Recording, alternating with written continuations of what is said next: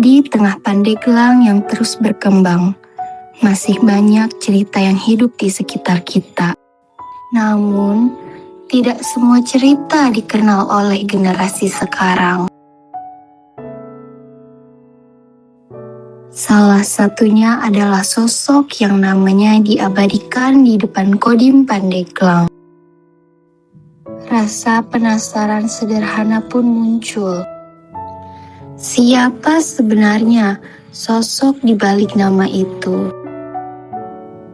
Pertanyaan itu ternyata membawa rasa penasaran yang sama. Karena kami juga belum benar-benar mengenalnya.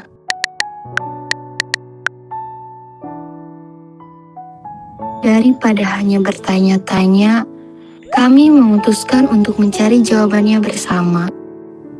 Karena jawaban tidak selalu datang dengan sendirinya. Terkadang kita harus mencarinya.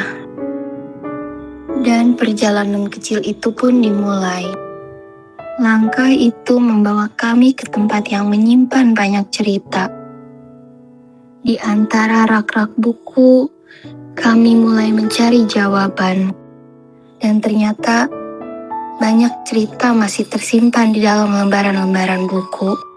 Melalui membaca, kami mulai mengenal kisah yang selama ini belum kami ketahui. Dan dari sinilah, sebuah nama mulai memperkenalkan dirinya. Pemimpin Argo itu salah satu tokoh putra Pandeglang asli, seorang pejuang. Lahir di Cadasari, menimba ilmu agama pesantren di wilayah Mes. Sampai menjadi seorang pemimpin, dari mulai pengajar udah kelihatan sebagai pemimpin, sebagai kepiawaian seorang namanya santri ya.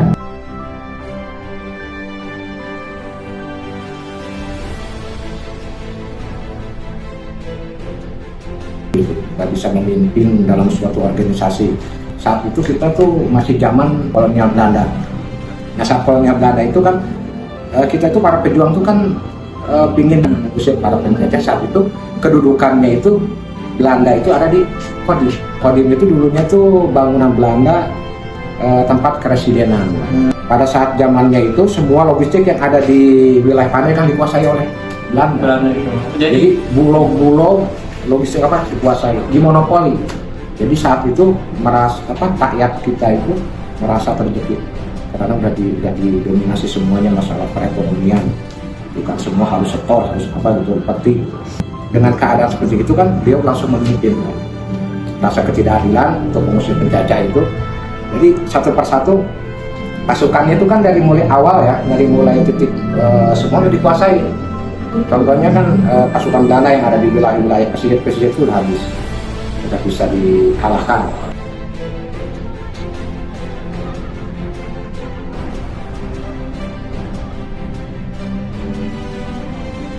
Penyerangan itu udah mendekat ke arah Kodim. Ya, tepatnya di Kampung Kadomas yang sekarang jadi stasiun. Di situ tuh ada lubuk padi Kabupaten Pandeglang yang dikuasai Belanda. Direbutlah sama Ki Salbin itu ya, dua dengan pasukannya. Kalah. Sudah direbut, dikuasai.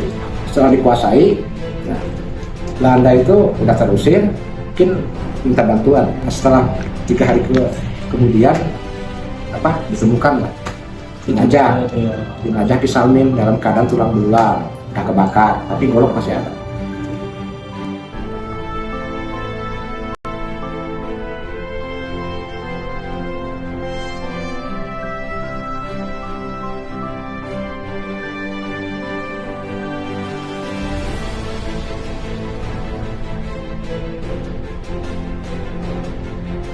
Makamnya di makam pahlawan, tulisannya Salimin bin Argo.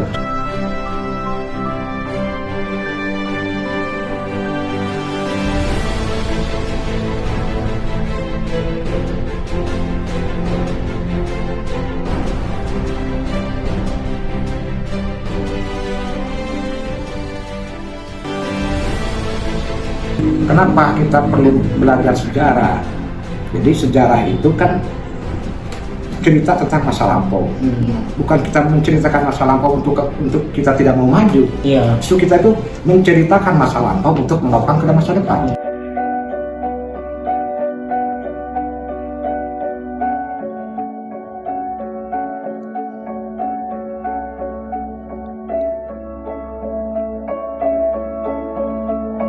Lalu mengapa kita perlu mempelajari sejarah? Karena sejarah bukan sekedar cerita tentang masa lalu. Melalui sejarah, kita mengenal perjuangan para pendahulu dan mengambil pelajaran untuk melangkah menuju masa depan.